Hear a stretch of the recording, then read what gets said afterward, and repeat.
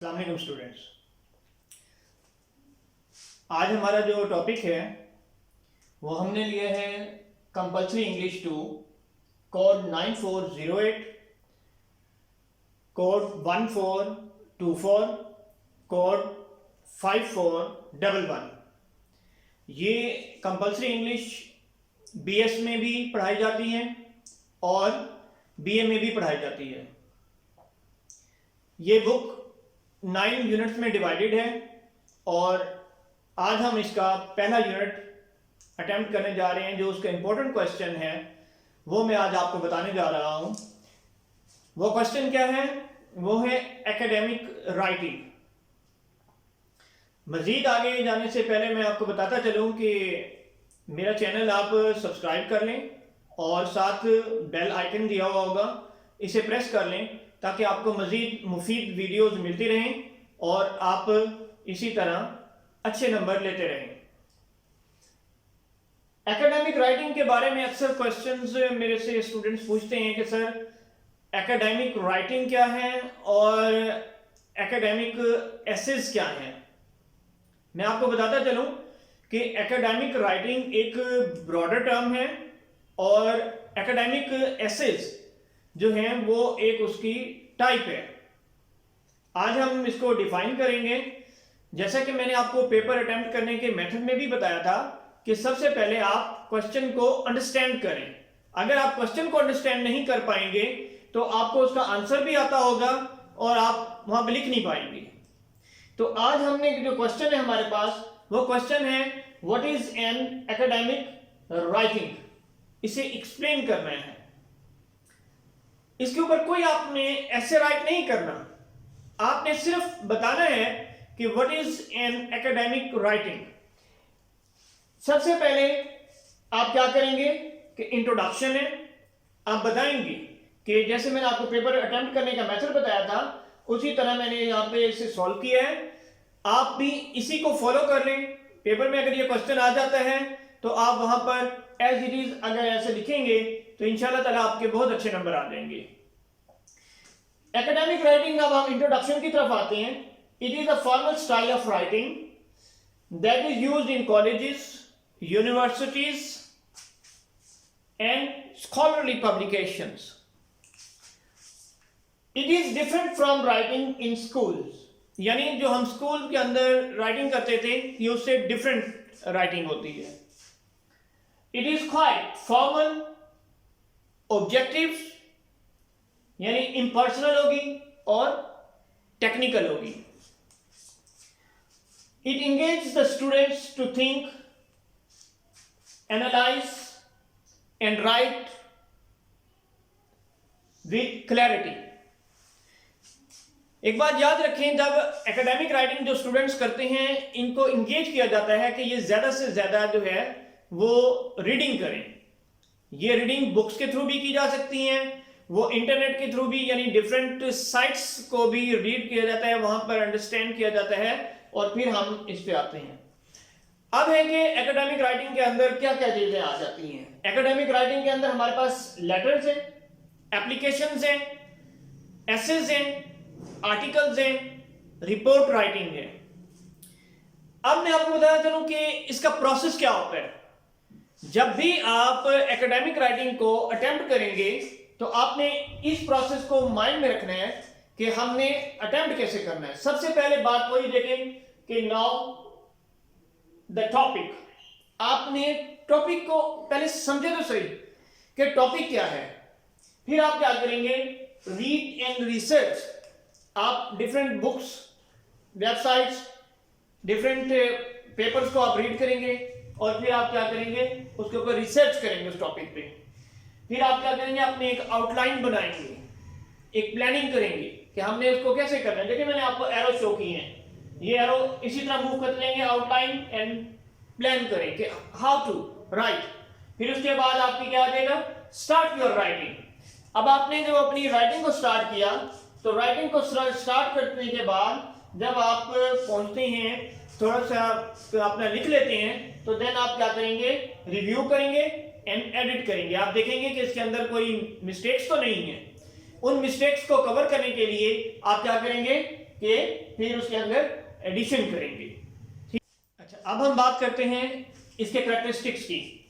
Characteristics में क्या है कि इसके अंदर जब भी हम एकेडमिक राइटिंग कर रहे होते हैं तो एकेडमिक राइटिंग के अंदर हम फॉर्मल लैंग्वेज यूज करेंगे, ऑब्जेक्टिव लैंग्वेज होगी, यानी ऑब्जेक्टिव लैंग्वेज मीन कि आप उसके अंदर देखेंगे कि हमने evaluate a theory, develop an argument, उसके बाद क्या होगी, ये इसके कैरेक्टरिस्टिक्स हैं, ऐसे ही आपने अटेम्प्ट करना है। देखिए मैंने कैसे ब्लैक मार्कर, ब्लू मार्कर ये यूज किया है, आपने देखिए कितना नीट एंड क्लीन, आपको खुद समझ भी आ रहा है, इवन कि मैं बोर्ड पे राइट कर रहा हूं, आपने तो फिर पेज पे राइट करना है।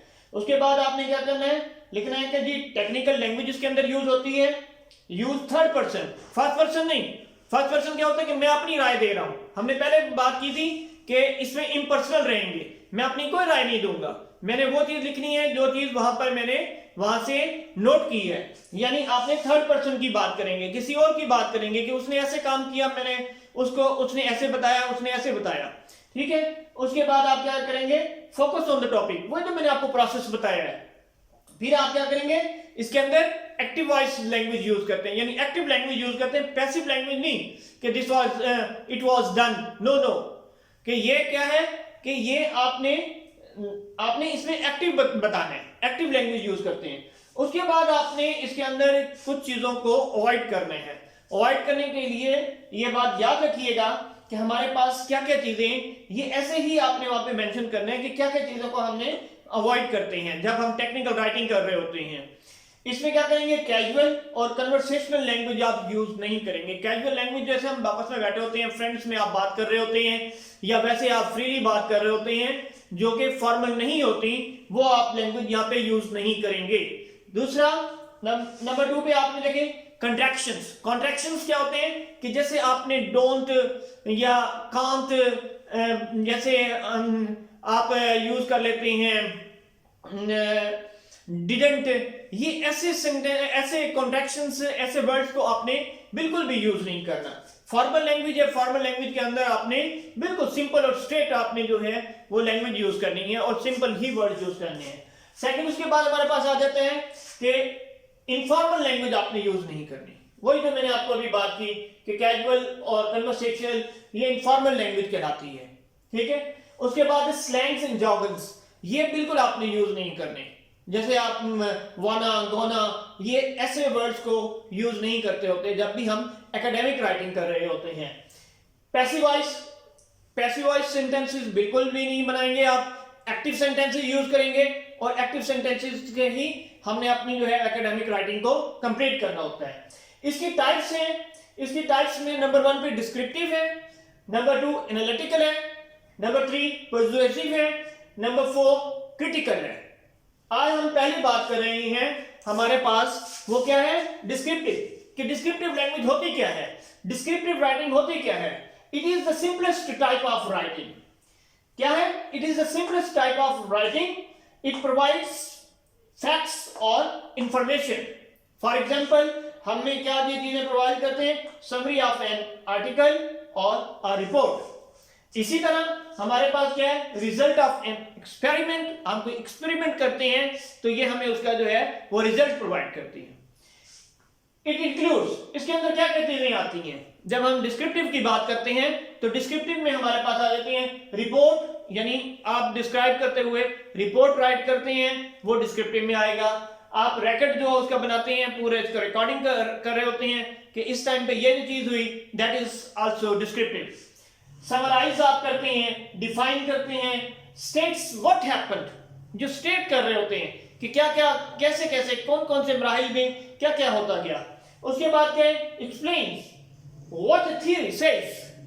आप ये देखेंगे कि थ्योरी क्या कहती है, जो आप थ्योरी को आप जो जा रहे हैं उसे डिफाइन करने के लिए, वो क्या कहती है। नोट्स द मेथड यूज्ड, उस मेथड को यूज किया जाता है, कौन कौन सा मेथड जो है वो यूज किए गए, उन मेथड का रिकॉर्ड भी डिस्क्रिप्टिव में आता है। States time, date of happening, जो जो चीज जैसे जैसे हो रही थी डिस्क्रिप्शन में आप वैसे ही डिफाइन करेंगे। Provides various pieces of information ये आपको डिस्क्रिप्टिव जो है वो बहुत सारे आपको पीसेस ऑफ इंफॉर्मेशन जो है वो प्रोवाइड करता है। हमारे पास है एनालिटिकल में क्या होता है, ये जरा सा आप इस पे ध्यान दीजिएगा और अंडरस्टैंड करने की कोशिश कीजिएगा। एनालिटिकल में हम क्या करते हैं, it is often called for university level. ये यूनिवर्सिटी लेवल पे जो हमारे पास काम करवाया जाता है, यानी जो थीसिस या हमारे पास पेपर या एक्सपेरिमेंट्स करवाए जाते हैं, उसमें एनालिटिकल हम लैंग्वेज यूज करते हैं। It is often called for university level. It involves reviewing what you have read in light of other evidences, यानी दूसरों के जो एविडेंस जो दूसरों ने प्रूफ करके दिए हैं उसको आप फर्दर आप आगे जो है वो एनालिटिकल राइटिंग के थ्रू ही जो है वो डिफाइन करते हैं। क्या करते हैं, it usually follows a brief description and focuses on answering questions like why, how and so what। ये इन क्वेश्चंस के ऊपर जो है फोकस करके आंसर देना चाहते हैं। किसी ने कहा, मैं आपको बात करता हूं कि H2O वाटर है, तो आप कहते हैं व्हाई, तो आप उसके ऊपर फिर एक्सपेरिमेंट करते हैं, तो तब आप कहते हैं कि यस इट्स ओके। तो यही हमारे पास, आपने देखा कि मैंने बीच में यहाँ पे जो है मेरे इंपॉर्टेंट वर्ड्स थे उनको मैंने ब्लैक से कर दिया। ऐसे ही जब आप पेपर अटेम्प्ट कर रहे हो तो आप भी ऐसे ही राइटिंग को वहां पे नीट एंड क्लीन और बिल्कुल क्लियर लिखें। उसके बाद आगे देखें, आप देखें हमारे पास है मीन्स, यानी इसका मतलब है कि कंपेयर, कंट्रास्ट, उसके बाद रिलेट और एग्जामिन, आप ये करेंगे। इसके कैरेक्टरिस्टिक्स हैं, कैरेक्टरिस्टिक्स में आप देखेंगे कि explains what the impact of the event was. फिर नेक्स्ट हमारे पास है explains how this is relevant to the key issue, explains whether these methods were relevant or not, explains why the timing is important or relevant, explains whether and why this is positive or negative। Positive है तो क्यों है, negative है तो क्यों है। यानी ये नहीं कि आप ऐसे ही छोड़ देंगे, पॉजिटिव आया तो इस वजह से आया, आप एनालिटिकली उसे जो है वो डिफाइन करेंगे। draws a conclusion in relation to various pieces of information। जो आपने बहुत सारी इंफॉर्मेशन वहां पे कलेक्ट की है, उन इंफॉर्मेशन की बेस पे ही आपने जो है वो कंक्लूजन निकालना है, उसका वाइंड अप करना है, जो आपने उसके जो रिजल्ट्स हैं वो बताने हैं। उसके बाद हमारे पास है पर्सुएसिव लैंग्वेज। पर्सुएसिव लैंग्वेज में आगे आपको जरा इसके बारे में और भी मैं बता दूंगा। ये क्या है, it has almost all features of analytical writing with the addition of your own point of view. यानी हमने पहले भी तक जितनी बात की है उसमें हमने बात की थी कि आपने अपना कोई पॉइंट ऑफ व्यू नहीं देना, लेकिन पर्सुएसिव, जब आप पर्सुएसिव राइटिंग के अंदर आप अपना जो है वो रिव्यू भी दे सकते हैं, एडिशन कर सकते हैं। Most essays are persuasive. It includes argue, evaluate, discuss and take position. आप कोई डिस्कशन करते हैं and then you take a position. आपने कोई बात जो कर रहे हैं उसके बाद डिस्कशन के बाद आपने उस पोजीशन पे भी आ जाना है। फिर क्या, persuasive language is used to persuade the reader to buy something, believe in something or to think about something। आपने देखा होगा आजकल अक्सर जैसे ही सेल लगती है 50% ऑफ, व्हाट इज दैट, यही 50% तो persuasive language है। buy one get one free, that is also persuasive language। ये आपको, आप जब प्रैक्टिकल लाइफ में इसे यूज करेंगे तो तब आपको पता चलेगा कि आपने जो चीज पढ़ी है आज उसकी इंप्लीमेंट कर रहे हैं, यहाँ पे आज उसकी इंप्लीमेंटेशन हो रही है। तो ऐसे बहुत सारे सेल्स आ जाती हैं, ऑफ आ जाती हैं, विंटर वो कहते हैं sale, winter clearance, summer clearance. इसी तरह आप देखते हैं ब्लेस्ड फ्राइडे, इसी तरह आप देखते हैं जैसे अभी 75 ईयर्स हुए पाकिस्तान को, तो उसके ऊपर भी उन्होंने जी 70% जो है वो कर दिया।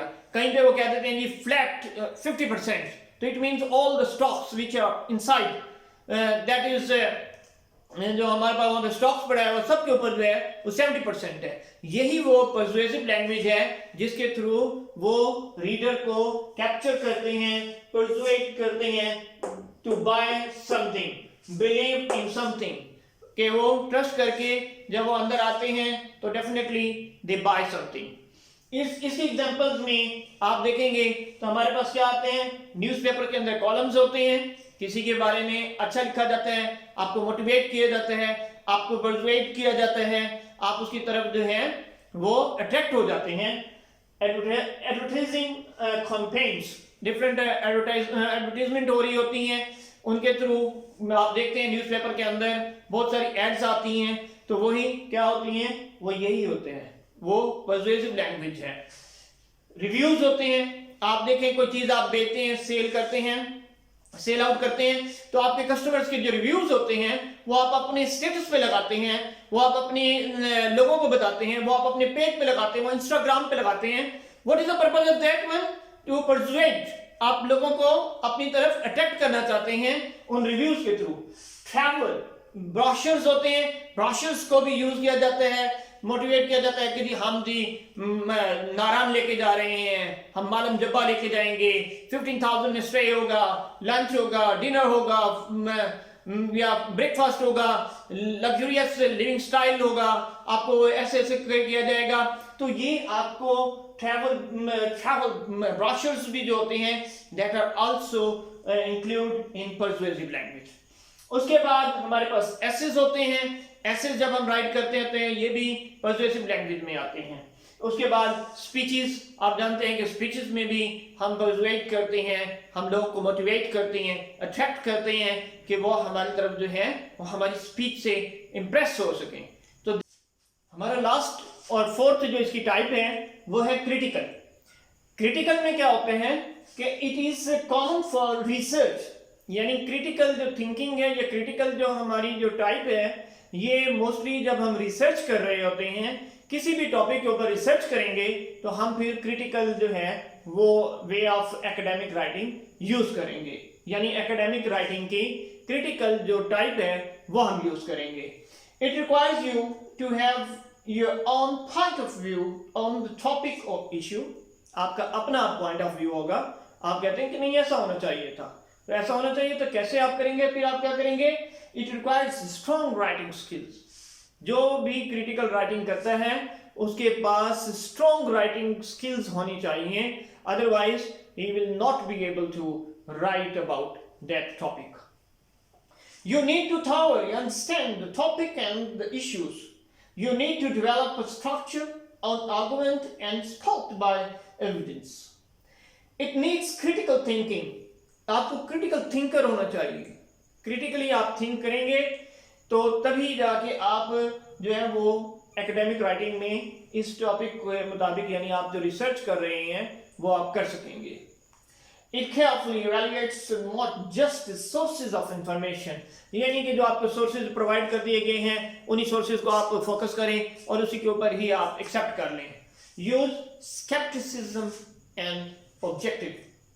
हम इसमें जब क्रिटिकल आप राइटिंग कर रहे होंगे तो स्केप्टिसिज्म एंड ऑब्जेक्टिव को आप यूज करते हैं और फिर आप अपना जो है क्रिटिकल राइटिंग करते हैं। इसमें क्या होता है, ये मैंने आपको एक डायग्राम बना के मैंने समझा दिया है कि आपका टॉपिक है, इशू है, जो आपका टॉपिक और इशू है उसको आप कैसे करेंगे। यानी डिस्क्रिप्शन में हमारे पास क्या होगा, व्हाट, व्हेन, हु, वेयर, ये डिस्क्रिप्शन है। फिर एनालिसिस आपने किया, व्हाई, एनालिसिस यहीं पे आ गया, एनालिटिकली आपने उसे किया, तो आपने कहा, फिर उसके बाद इवैल्यूएट आप करते हैं, हाउ, ये कैसे हुआ, व्हाट इफ, अगर ऐसा होता तो। यानी मैं कहता हूं मैंने एक रिसर्च की, वो मैंने रिसर्च कर ली सिटीज के स्कूल्स पे, तो अगर ये विलेज के स्कूल्स होते तो क्या होता, इफ, व्हाट इफ, यानी अगर ये विलेज के स्कूल्स के स्टूडेंट्स के ऊपर किए जाते तो क्या रिजल्ट आते। फिर उसके बाद आप वैल्यूएशन में कहते हैं सो व्हाट, फिर आपके पास व्हाट नेक्स्ट, यानी जो आपकी रिसर्च होती है वो डेफिनेटली आगे आपके जो यानी आपके जो और रिसर्चर्स होंगे उनके लिए लाजमी आपकी रिसर्च के अंदर क्वेश्चन होने चाहिए, वरना आपकी रिसर्च जो होती है वो यूजफुल नहीं होती, एक्सेप्टेबल नहीं होती। क्योंकि जब आप कुछ भी कर रहे होते हैं तो आप अपने पीछे क्वेश्चन छोड़ के जाएं तो तभी वो आपकी रिसर्च होती है। ये था जी आज हमारा टॉपिक था एकेडमिक राइटिंग के ऊपर। नेक्स्ट में इंशाल्लाह ताला आपको एकेडमिक एसेस और उनकी टाइप्स और उनके बारे में मैं आपको बताऊंगा। तो मैं आपको फिर बताता चलूं कि आप मेरा चैनल है, इसको आप सब्सक्राइब कर लें, बेल आइकन दिया हुआ होगा, इसको प्रेस कर लें ताकि आपको नोटिफिकेशन मिलते रहें मेरी वीडियोस के, और इसी तरह आपको अंडरस्टैंडिंग हो जाएगी। इस तरह आपको डिफिकल्टी होती है कि हमने क्वेश्चन का आंसर कैसे देना है, तो वो मैंने आपको अब आंसर इसका बता दिए हैं। अगर ये पेपर के अंदर क्वेश्चन आता है तो आप इसको इस तरह जो है वो अटेम्प्ट करेंगे तो इंशाल्लाह ताला आप अच्छे नंबर हासिल कर सकते हैं।